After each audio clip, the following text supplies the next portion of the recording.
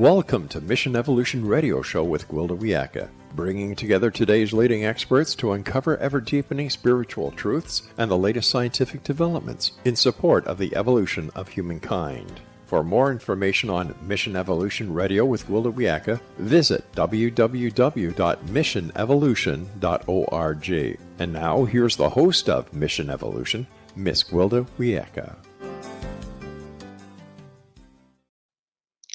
When a loved one is wrestling with addiction, it's natural to want to help any way we can. But how can we tell when that very help has become draining to us and harmful to them? Mission Evolution Radio TV show is coming to you around the world on the X-Zone Broadcast Network, xzbn.net. With us this hour to ponder when help becomes crippling is Candace Plattor. Candace is a professional speaker, addictions therapist in private practice, and sought-after leader in the field of addiction. She's the author of the award-winning book, Loving an Addict, Loving Yourself, the top 10 survival tips for loving someone with an addiction. Her website, lovewithboundaries.com. Candace, thanks so much for joining us on Mission Evolution. Hello, I'm happy to be here. So, Candace, I guess you have a bit of a story about your own personal experience with addiction. Would you mind sharing? Oh, yes. I haven't told this story for a while. When I was younger, in 1973, I was diagnosed with Crohn's disease. Most people know what Crohn's disease is now, but at the time they didn't know what it was at all. So they gave me the wrong medications. They told me it was all in my head, all of that kind of thing. So the medications that they gave me were opioids, basically, were things like OxyContin and codeine and morphine, and any kind of drug that I wanted, I could have. It was just prescribed to me over and over and over. If you go about 15 years into the future of that, I was very addicted to these opioids. I had taken them the way they were prescribed to me. I didn't, I wasn't using them to get high necessarily, although it made me that way. But I was definitely in a bad place. I was suicidal at that point. I didn't know whether I wanted to live or not. And finally, I reached out for help about 15 years later. I was encouraged to go into a psych ward, and I did that. I signed myself in. I found out later that I might not be able to sign myself out, but I was able to. Yeah, it was a little scary. It was a scary time. I was there for about a month, which is a long time to be in a place like that, but I really wanted the help. So at that time, I met a couple of people who were trying to get off drugs, just like I was.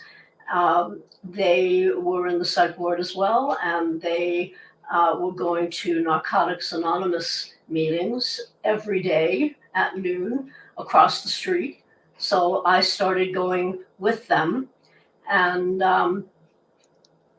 and today I am 37 years clean and sober. Oh, congratulations. I mean, that's such a tough road. Such a tough road. So how long have you been an addictions therapist? A little over 30 years. Just a little while. Yeah, just a little while. Yeah. So what prompted you to become an addictions therapist? Well, it wasn't something I planned to get into. I was a teacher before that. I was also a counselor doing different kind of counseling.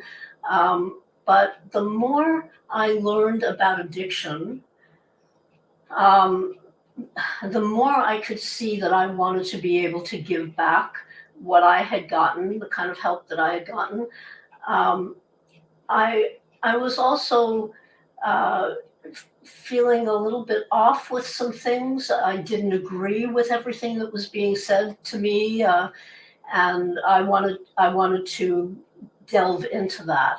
So so after I had about 3 years clean and sober, which is what you need here. I'm in Vancouver, Canada, and you need 3 years clean and sober to work in the addiction field. Um, I found a job in a part of Vancouver called the Downtown East Side. And the Downtown East Side is the logistically the place, the lowest income area in Canada. And it mostly addicts and alcoholics and homelessness and those kinds of problems down there. Um, I found a job there, and it was absolute culture shock for me. But I loved it. I loved working with the clients down there. So, So, after working as an addictions therapist, have you learned anything new about addiction that you weren't being given when you were in therapy? I believe so. Yep. Would Just a you little like bit me to? there, right? Yeah. Would you like me to go into that? Yes, if you wouldn't mind Um, just hitting the highlights. What's different about the way you approach it now? well, in 12-step programs, which is what I started my recovery in, it was basically the only game in town at that time, because that was back 1987 at that point. And oh, 20, what am I talking about? Yeah, it was 1987.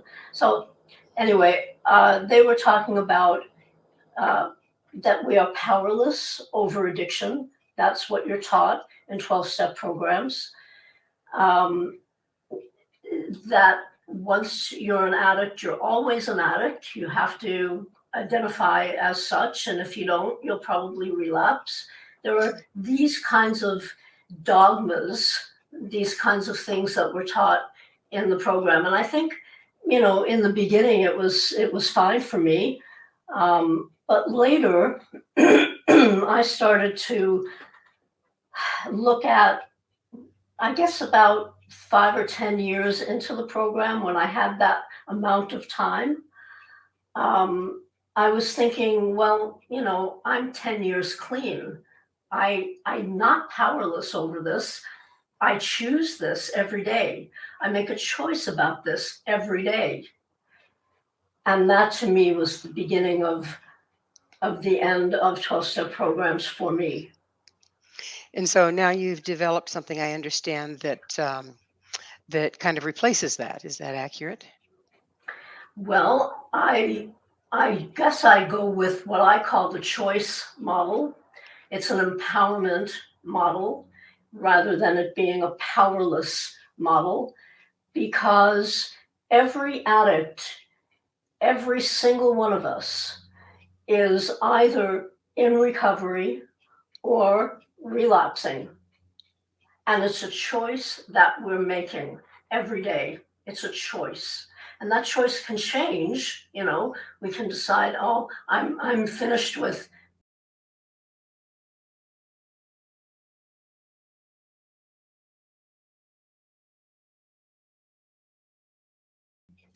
Ugh. We can change that choice and become um, somebody who's in recovery, make a difference, make a different choice. We can go back to relapsing. It's up to us. We have the power over this. Nobody else has it but us.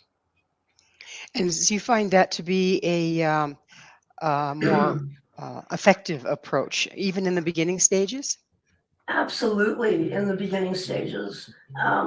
Anyone who um, is um, is going through an addictive process And we use addiction for many different reasons. I can get into that too. But anyone who is going through this this situation has to understand that they are making a choice about whether they're in recovery or whether they're in relapse, whether they're in addiction.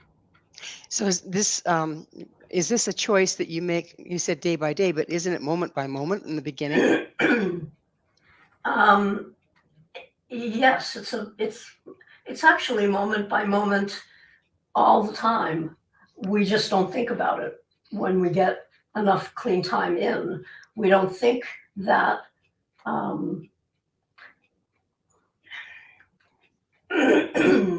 that we're having to make a choice every day, all the time, every moment, but we actually are making a choice every moment.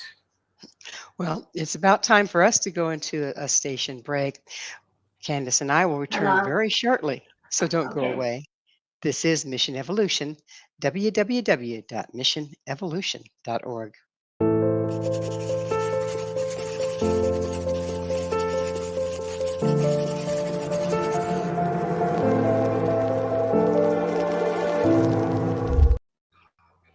If one person in a family is an addict, is the entire family sick? With us this hour discussing the devastating impact of addiction is Candace Plattor. Candace is the author of Loving an Addict, Loving Yourself, the top 10 survival tips for loving someone with an addiction. So, Candace, let's talk about the entire family structure here. When we so far we've been talking about the individual and their personal choices moment by moment. But when there's an addict in a family, is indeed the entire family out of balance? The entire family is out of balance because addiction affects everyone. You know, if you're in a family with addiction, with somebody else's addiction, you're affected just as much as the addict is affected, but in different ways. So we need to know what those ways are so that we can start to heal ourselves and actually do things that help the addict. So, the default setting of someone that's in a relationship or in a family with an addict, how does that differ from the ways that we have to approach it in order to heal ourselves and the addict? I'm not quite sure what you mean. So there'll be a default setting that we're doing in our family. Okay, everybody be quiet, don't trigger daddy, or whatever it is. Yeah. Um, what behaviors do we have to look at, evaluate, and change in order to turn it around so we can actually be helping? Mm. Well, the ways that I view it is through the words enabling and helping. And most people now have heard about enabling. Most people who come to me, um, they say right at the beginning, they'll say, "We know we're enabling, but we don't know what else to do." They might not know how they're enabling. And what enabling means is that you're basically doing for the addict what the addict can and should be doing for him or herself.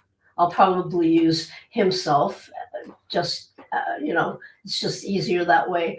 But you're doing everything for the addict, trying to make everything okay. It's like you said, don't upset daddy, or don't upset brother, or don't upset daughter, or don't upset anybody, because the people in the family wind up having codependent behavior with the addict and sometimes with themselves as well.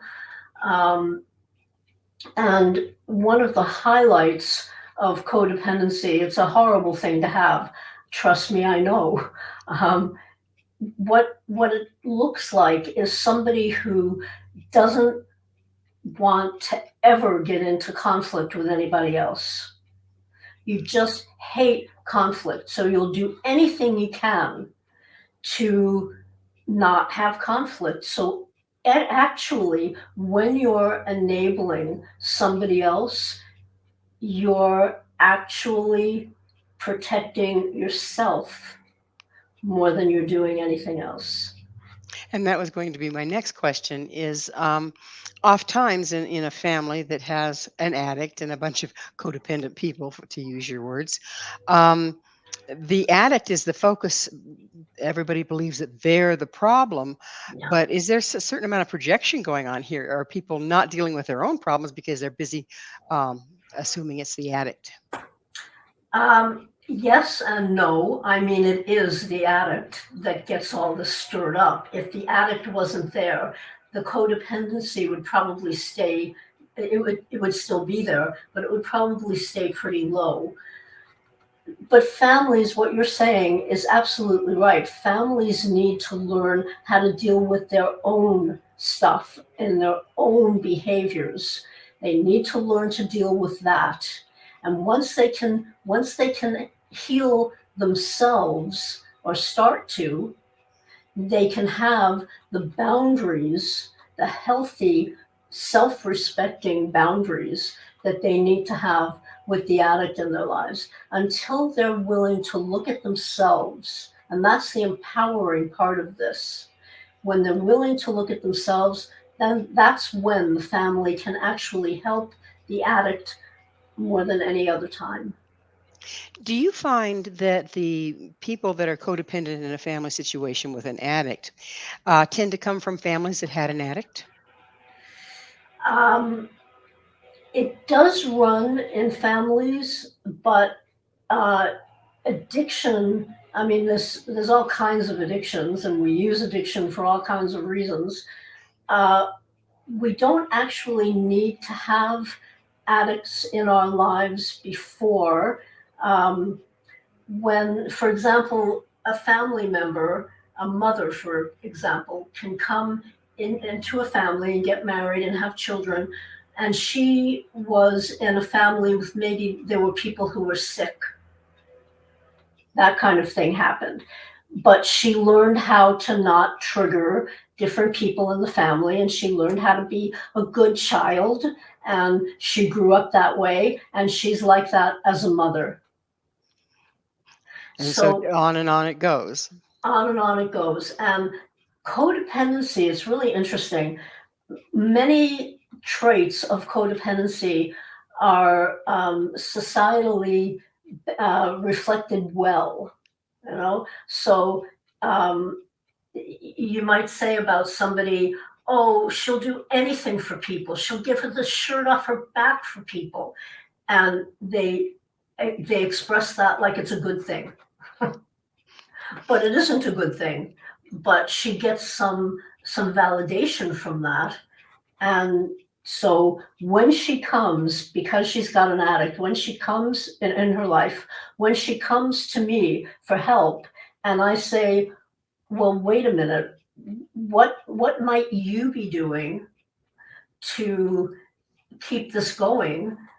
She says, I don't know. I mean, I'm such a nice person. I do anything for everybody. And so there's never any friction that way. So the addict can kind of not be confronted with the fact that their behavior is affecting others. Is that what's going on? That's exactly what's going on. So when an addict is enabled, when you do everything for an addict, the addict stays stuck. The addict is, you used this word before, is crippled. And it's a very, it's not a loving way to treat an addict. So go ahead. A loving way to treat an addict is to say, we love you so much, and we're not willing to do this with you anymore. If you choose to continue to use and to relapse and to do what you've been doing, if that's what you choose, you're going to have to do it somewhere else, because we are starting to learn about ourselves, and we care about ourselves, and we care about you so much. And this isn't what we want for you. So if you're willing to get help, anything can be revisited. But if you're going to make this choice, you're going to have to do it elsewhere. That, to me, is the most loving thing we can do for an addict. So it short stops it before it continues to be a years and years and years and years long problem. The Yes, longer you exist in an addict codependent situation, does that cement the behavior even more for the addict? it will, because why should the addict change anything that they're doing if everything is getting done for them? Why should an addict, it's like on paper, the addict has it made. I'm talking about the addicts who are living in the family home. They're being given food to eat. They're probably getting it cooked. Their laundry is probably getting done by somebody. I'm talking about that kind of addict. They're still in the family home, or they're maybe they're in their own apartment, but the apartment's being paid for by the family. I'm not talking about the people who are homeless on the street. That is a different thing, but the same boundaries can be used for them. So let's talk a bit about those that are homeless on the street. Yeah. As I sit back and look at it, isn't the system that's the bleeding hearts that are providing everything these people need, even though they're addicts on the street, Yep. aren't they the codependents in that scenario? Yeah, there is so much codependency. There is so much enabling happening in government, in pharma, big pharma, in all the societies that we have, what you're talking about, different places that help people like that on the street.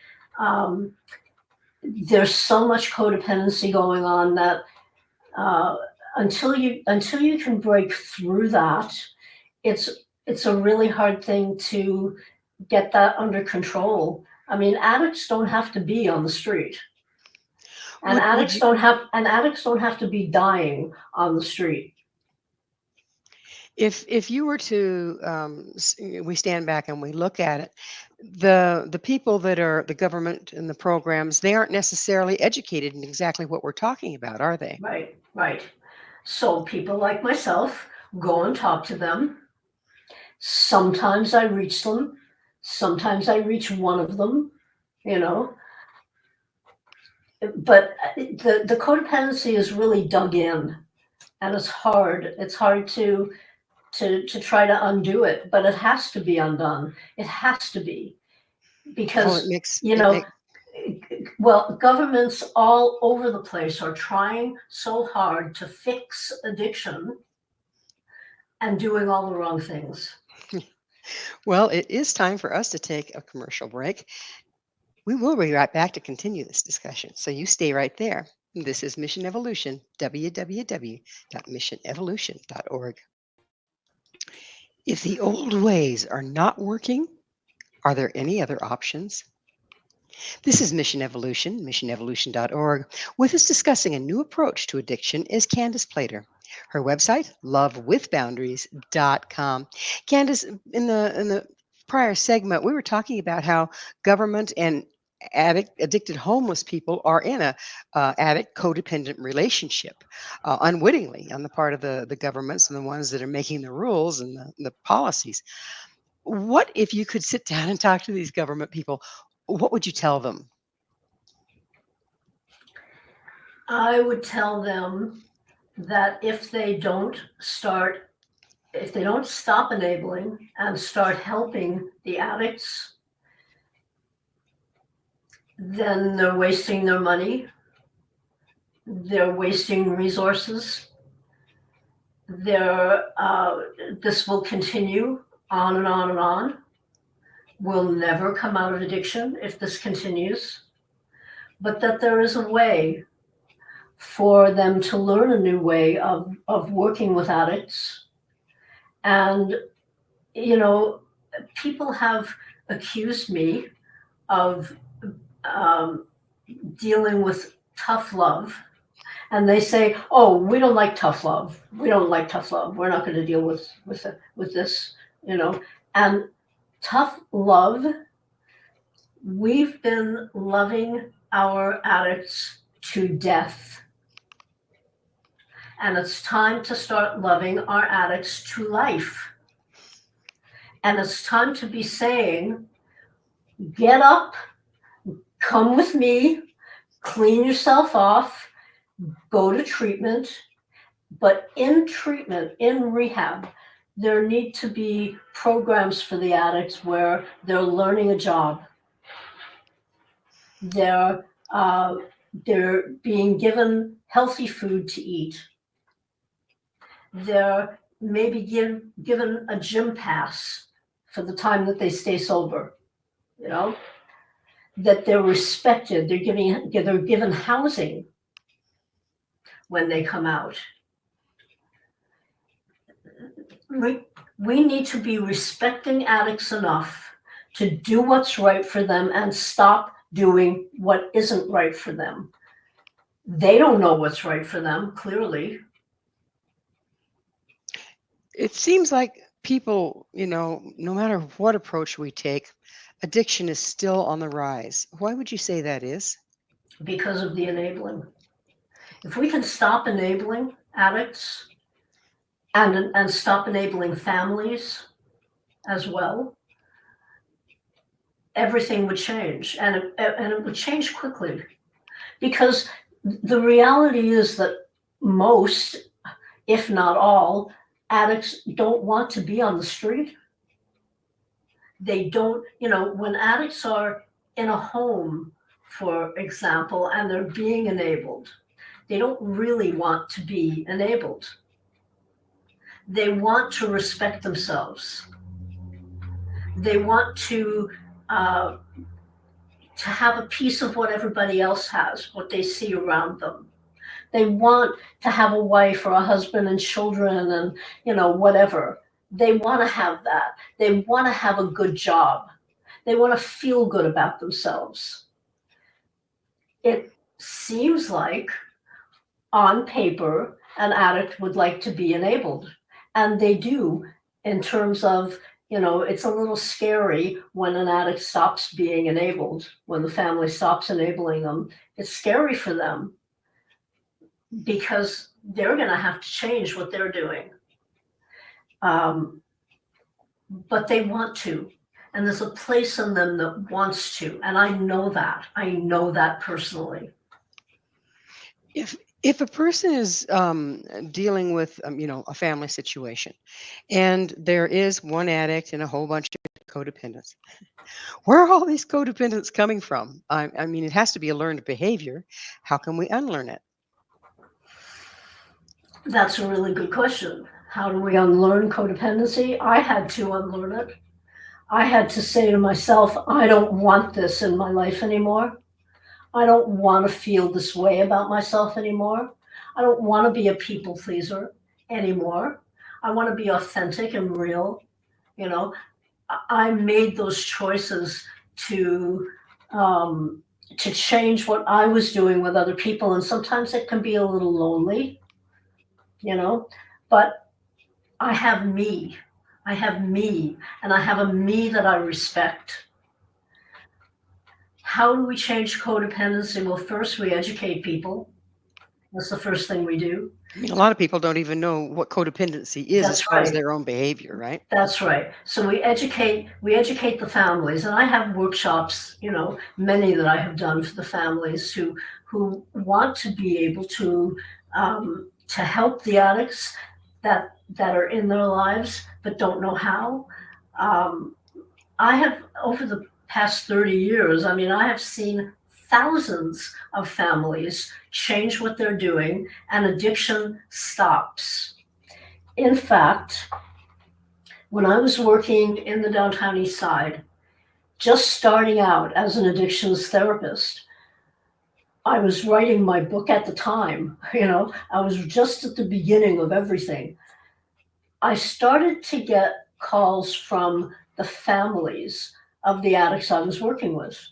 So there I am. My caseload is supposed to be the addicts, the alcoholics, the gamblers, all the people in the downtown East Side. I was supposed to help them, basically fix them. And the families started calling me. This kind of dropped into my lap. I didn't go out and look for it. I'm so glad it did, because I had them come in. I had them come in and talk to me and tell me what was going on. And I heard all of the enabling that happens in these families just to stop them from getting mad, stop the addict from getting mad, you know, that those kinds of things were happening. Um, as soon as I started working with the families, I started developing treatment plans for the families, because the more I heard, the more I could see the similarities that were happening in each family. You know, every addict is different and every family is different, but there are so many similarities that people are doing. So So, what are uh, those similarities? um, the similarities of what we've been talking about, you know, the the feeling of I have to make everything okay. I have to make everything okay. It's my job as the family member. It's especially true of mothers. Mothers especially want to make everything okay. And they feel incredibly guilty when the addicts are having a hard time. Um, So you're talking here a little bit about guilt, and that driving the codependent behavior. What about fear? yeah, they're guilty, they're fearful, they're devastated, they don't know what to do. They're going through the same thing over and over and over again, and they're waiting. If they're sleeping at all, they're waking up at 3 o'clock in the morning, and they're thinking about conversations that they've had with the addict. They're worried about the phone ringing and being told something terrible has happened to the addict. This kind of, it's the let me in, I'm here, open the door, let me in. And the addict is at the door. If the addict doesn't live there, the addict is at the door at 2 o'clock in the morning, wanting to be let in. Do you open the door? Do you let the addict in? How many times do you do that before you finally say, you're making this choice, we love you so much, but if you're going to make this choice, you're going to have to find another place to sleep tonight. And so that puts it right back in the addict's court, isn't that? Because the addict has power over this. The addict is empowered. Yes. So aren't they projecting? Does the addict then, in a codependent situation, project their ability to heal onto the codependent? Sure. Let me blame somebody else. Let me blame somebody else for what's going on with me. Well, if you'd only done this to me, then I wouldn't be like this. And that's a crock. It's not true. Because, the family may be contributing to the addiction continuing, but the family is not responsible for the addict's choices. Never. This is not the planet we live on. We are not responsible for somebody else's choices. We can't be. It just doesn't work that way. So the addict needs to be given choice. The addict needs to be told that he has a choice, and that one choice may get him one set of consequences, and another choice may get him another set of consequences, and which one will he choose? So again, the buck stops here.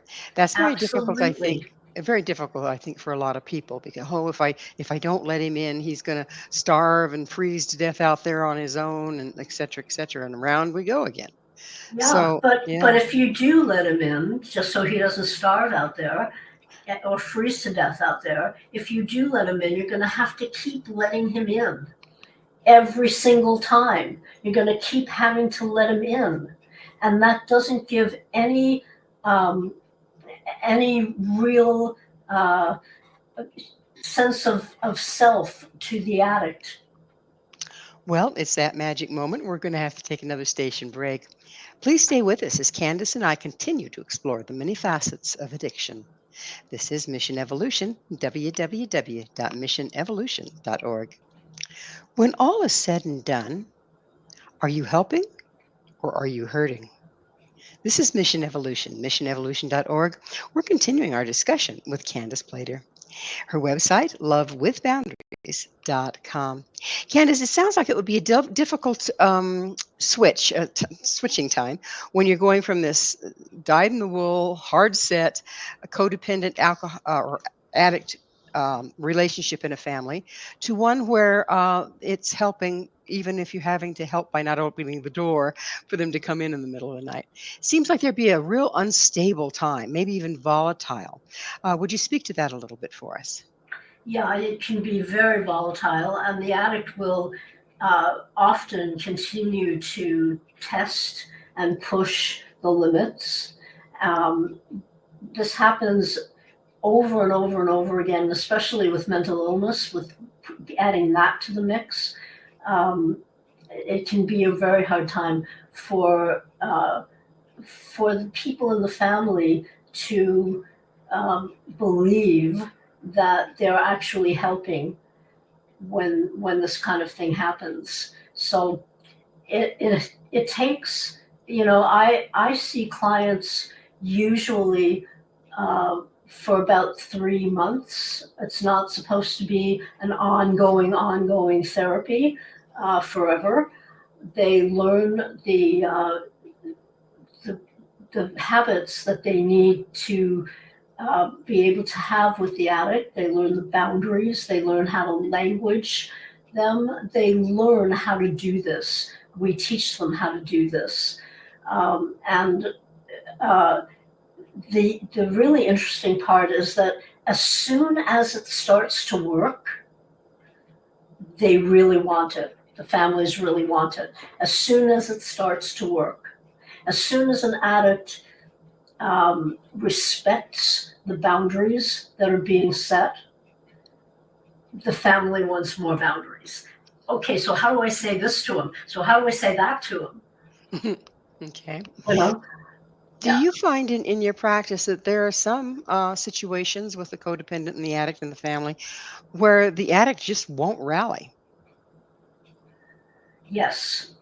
There are times when the person just won't. Some addicts die out there. Some addicts die in your house.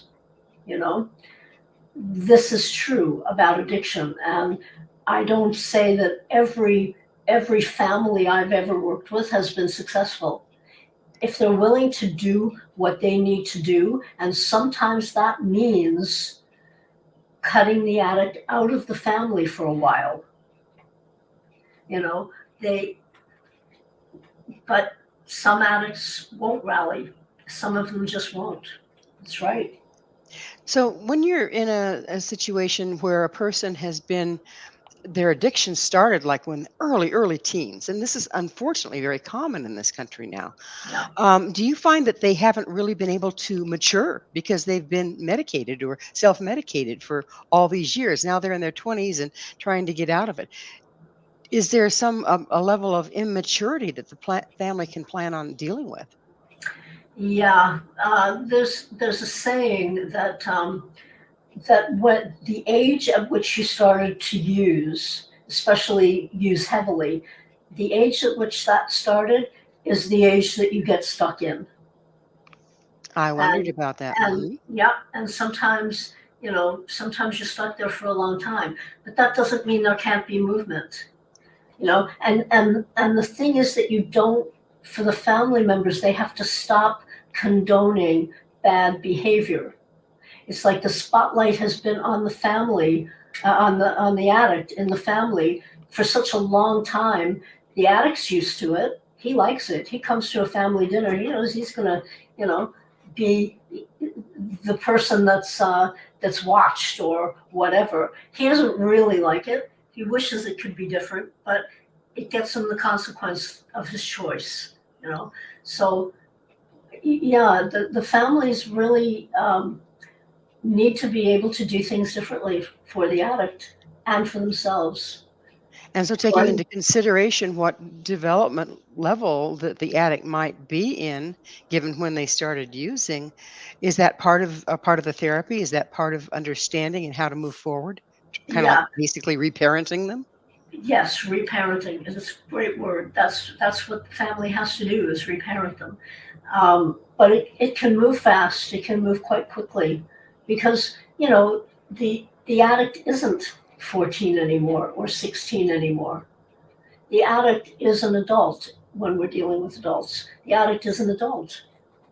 And even a 14, 16-year-old can stop their behavior and change it around to something healthy. This can be used for anybody, any age, any time. Now, the caveat with that is mental illness. When you've got mental health conditions on top of addiction, it can go a little bit slower. And mental health and addiction are, two peas in a pod. At least they are now. Yeah, I was going to say you can't have one without the other. It seems like it's pretty traumatic. Yeah. Candace, we're at that point in the show when I get to ask you, what's your mission? My mission is to help families know that this can all change. They can get rid of addiction forever. That that's a worthwhile mission. What do you have the figures on the rise in addiction in our culture today?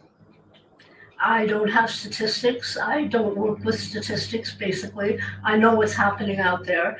It's happening in Canada as well as in the US. And I just know that if we could have uh, education and prevention about enabling, that's the one thing we're really not talking about. We Yes. need to we need to really teach people about enabling. You are not helping when you enable. Do you see that as being maybe something offered in schools?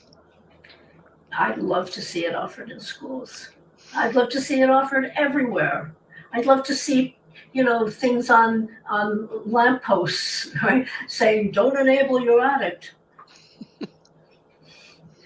But I'm one person doing this work, and there aren't many who work like me.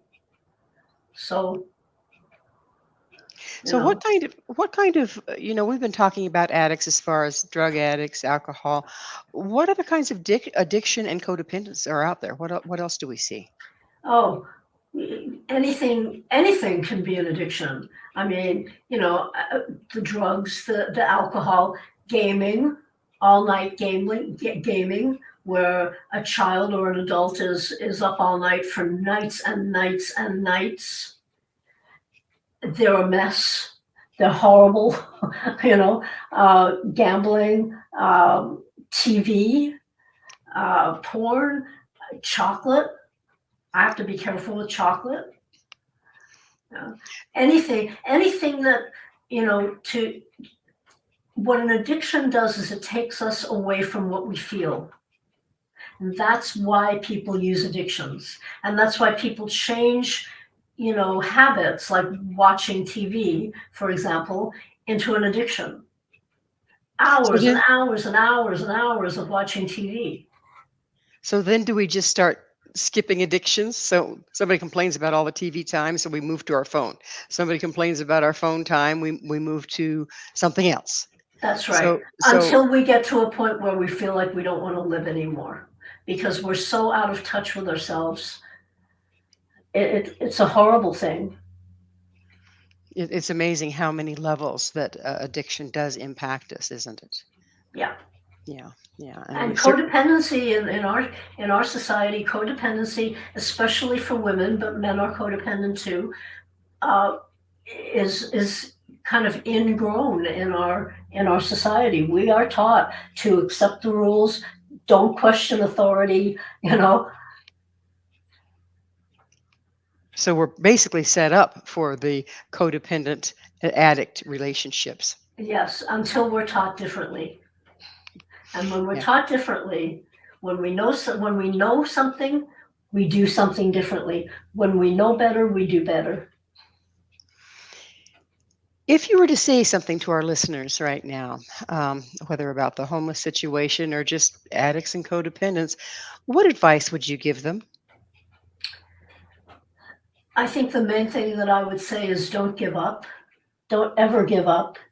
If your addict is still with us, don't give up. And if your addict isn't with us, maybe volunteer to teach about enabling. But don't give up, because this can be stopped. There's no reason for people to be living like this anymore. It's crazy. And it's just going to get worse. So don't give up. Join us, When you say don't give up, you're not necessarily talking about not giving up a relationship. You're talking about, I'm talking about loving your addict enough to do the things that are right for him, even when they're hard for you. very good. Well, unfortunately, we are out of time. Candace, thank you so much for coming on the show. Thank you. Our guest this hour has been Candace Plattor, addictions therapist and author of Loving an Addict, Loving Yourself, the top 10 survival tips for loving someone with addiction. To find out more about Candace, where you can find her books and all she has to offer, visit her website, lovewithboundaries.com. This has been Mission Evolution with Gwilda Wiyaka. For more information or to enjoy past archived episodes, visit www.missionevolution.org. But please, be sure to join us right here next time. This mission will continue, bringing information, resources, and some more to our evolving world.